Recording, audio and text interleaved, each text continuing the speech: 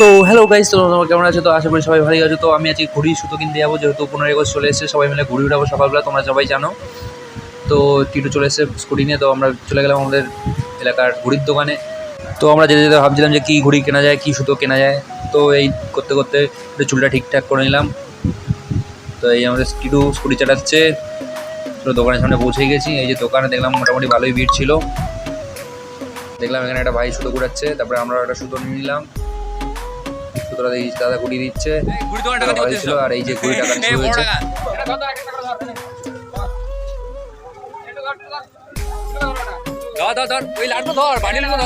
তো আমরা তিনজন মিলে এত ঘুড়ি সুতো কিনেছিলাম যে সবাই আমাদের দিকে আশেপাশে লোক তাকাচ্ছিল। তো ওরা সবাই বলছিল আমরা তো ঘুড়ির দোকানে ডাকাতি করতেই এসেছি। তো অনেকগুলো ঘুড়ি নেওয়ার পর এরকম প্লাস্টিক ঘুড়ি বেশি নিলাম, যেহেতু বৃষ্টি হওয়ার চান্স আছে। তো এরকম ব্লগ দেখার জন্য তোমরা আমার চ্যানেল সাবস্ক্রাইব করে দাও, এবং ঘুড়ি অনেক ব্লগ আসছে। টাটা।